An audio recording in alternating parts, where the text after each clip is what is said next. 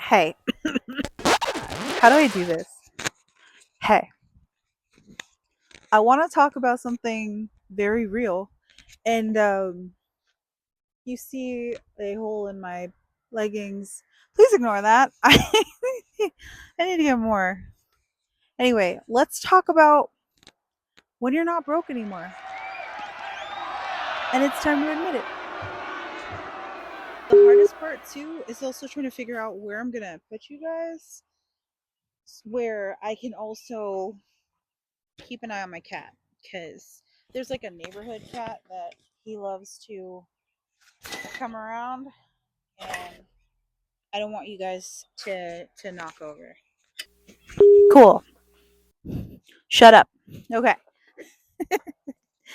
I'm embarrassing myself. So I'm filming outside because it is kind of shaking out to be a really pretty day. The birds are singing, and I had this thing on my mind because I have been sitting with the fact that I'm, knock on wood, not broke anymore.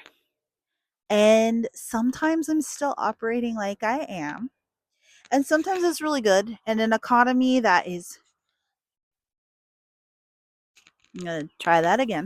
Doing this with a giant hole in my leggings because I need to order new ones from Old Navy. I don't want to.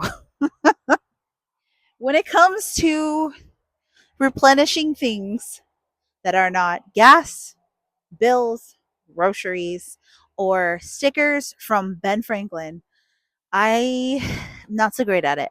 There's so much unnecessary guilt that comes with spending money on things you don't need. Okay, here's the part about hopefully everyone gets to when they're budgeting. And that part is when you're not broke anymore. And no one's talking about this. They either talk about the very beginnings where they're low income, then sploosh, they open up an Etsy store or Kofi, and then all of a sudden they're putting away hundreds of thousands of dollars per week. There's nothing wrong with that. Make your money, honey. But there's this weird in between part where you're figuring it out, and then you do the boring stuff, you do the consistent stuff, and holy crap, you've kind of figured out a system that works for you. This doesn't mean that you never reevaluate whatever. Like, that's the whole point of my monthly reviews and quarter reviews, is to check in, because I have ADHD. I could not tell you what my goals were at the beginning of the year. I gotta keep an eye on this one, because if I'm not careful, she likes to dip, dive, and dodge under items, including but not limited to my house and my car. So I keep her in my periph. Get over here. This place is a prison. Okay, so there is a point in your, hopefully, in your budgeting journey when you're consistent.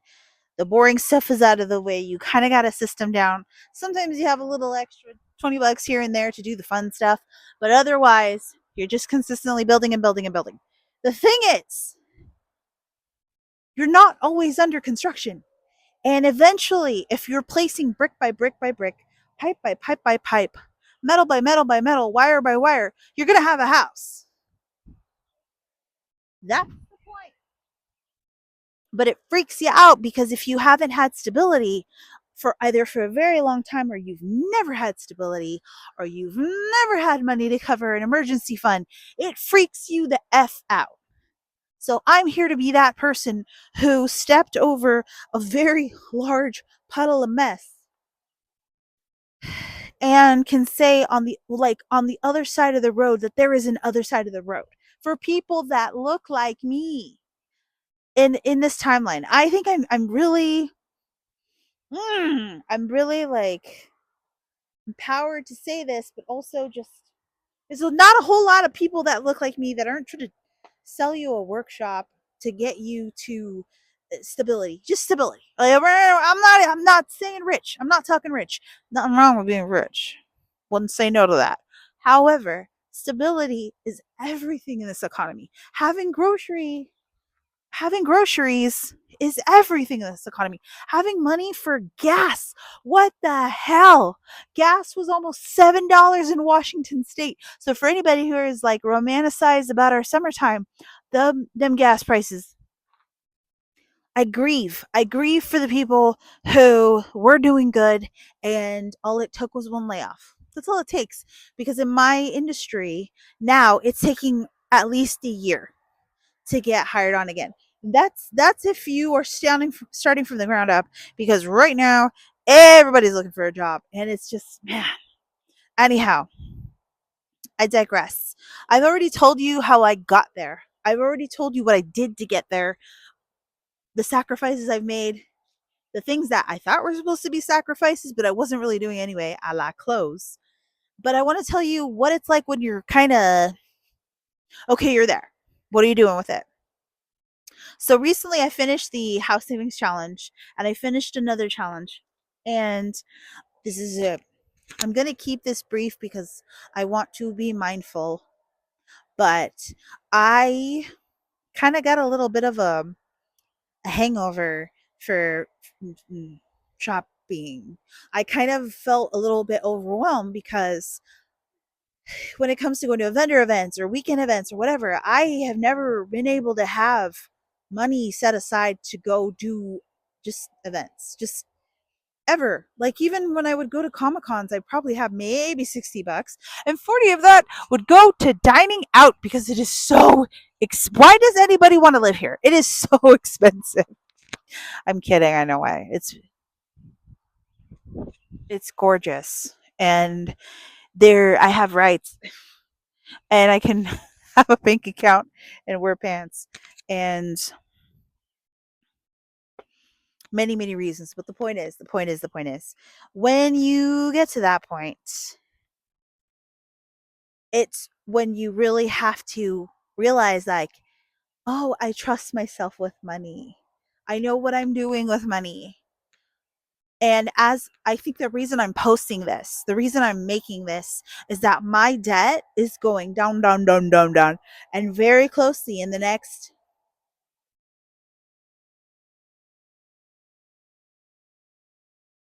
4 months, the only debt I will have is my mortgage. And I think I don't want to lose my mind, right? I want to stay the course. I want to make overpayments, but that leaves a little bit of wiggle room for fun. What does fun look like when you can afford it? Anybody tell me? So, what this means is that I've had fun responsibly, I've had fun irresponsibly. What does it look like to be able to afford fun in an economy like this one? And also, continue to put money away for a rainy day, because like I said, all it takes is one gnarly layoff to ruin all of that. So I'm here, I'm grateful, and if you'll allow me, I kind of want to dig in a little bit of how I handle it now that I'm on the other side. Different angle. One of the best books that I have ever read uh, was about managing your money as a Latina. There is so much trauma centered around first generation Americans and sending money back home and trusting ourselves with money, because for the longest time, doing any type of transaction just came with a whole committee that didn't need to happen. And so the way that I handled it, truthfully, was that when I made really big financial decisions, like the amount I was paying down, I wouldn't ask, I wouldn't consult with anyone. And the only time that I have been, I guess, telling on myself or telling where I am in my debt journey was when it was paid off. And it's a mixed bag of emotions because there's so much shame wrapped up in debt. It seems to be like a moral failing of some sort where so much debt is just acquired trying to survive. So I'm not, it's not in my best interest to judge anyone else. I'm just trying to get my feet under me to push back up, because like I said, when I was unemployed, sometimes like it was either I don't have groceries until the next week, or I get groceries with this Capital One card. So I got groceries. And, that habit is long, long, long since gone. However, learning to trust your, I wish I had a financial therapist. There's been talks, I don't know if you've ever heard that's a thing, but there is such a thing called a financial therapist, because therapy and money, all of that, just coincide with one another. So what I did instead is I constantly check in with myself about how I feel about the way that I'm spending money. And even like this past weekend, I had the money to spend, but I also have an internal gauge of when I'm kind of going overboard, when I'm getting to that like level where I'm like, this isn't comfortable for me anymore. And I feel an old habit front loading. So what I do is I reel back. I reel back. And one of the things that helped me cope even during the pandemic, when I had a job but we couldn't go nowhere, was learning how to make my favorite things at home. And that way I could kind of justify getting the things that I wanted or cooking for myself, because truthfully, like, I learned to appreciate the things I can make for myself versus going out, because going out also equated to spending money. The temptation when you live in the city, man, just going outside, you might as well just swipe your card. So, I don't know.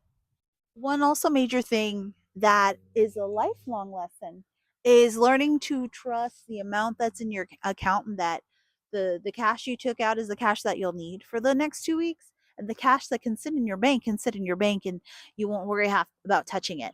One of the biggest major stressors that I've had is sometimes rent would get pulled, and I've talked about this in like previous videos, where some some systems of payment are on like an ACH, I think that's the term, withdrawal. And so, yeah, the pay due date is like the 27th, but then the money doesn't come out to the 29th. And then of course you have this random transaction that like makes you short. So even though I have been good, and I have been good for years now, I still watch my bank account like a hawk when mortgage and rent comes out, because it's not like, okay, I just have rent and that's all I have to worry about. I have mortgage and rent. So that's another way we're learning to trust ourselves. Hope that you enjoyed this type of video. I think what I was trying to get at is that through consistent behavior, there is a point after broke. And maybe it's not filthy freaking rich, but it at least is comfortable enough to make decisions that are not entirely emergency fund or correlated to like your mood, right? Because sometimes when we don't feel so great, we want to impulse shop. And there are times where you can kind of, but even budget for impulse shopping. I'm so serious. Like having something set aside where it doesn't encourage you to impulse shop, but like we are all human. We are all trying to cope with our rapid changing world, for better, for better, for worse, what have you. All I'm trying to say is that if you consistently build, eventually you get a house, especially if you're building with like the right tools, or you're refining, or you're looking within, or you're open enough to get feedback on how you can be better, or reading books and what have you. That's the whole point, is learning. It's a beautiful thing, and you're never too old to do it. Anyway, I will save you the like PBS Schoolhouse like lesson, but it is what it is. Okay, let's take a sip. Final thoughts. Final thoughts. As I wish and I hope for everyone to get to a point where they totally and completely trust themselves with money, because that is the point. And if you grow up, especially in a Latino culture, there is a thing about us not trusting each other with money or finances or investments. And I'm here for myself to change that and to invest in like myself, my business, and also Latino owned businesses, and also sharing what I've learned. I might not be, I am not the best teacher, I'm going to be honest with you, but I'm going to share with you what I've learned. And I hope that you enjoyed this video. Subscribe if you haven't. Leave me a little comment down below, and please hype up this video. I'm a little bitty baby channel, and I could use all the love. Thank you so much for being here, and I will see you in the next cash stuffing video. Adios.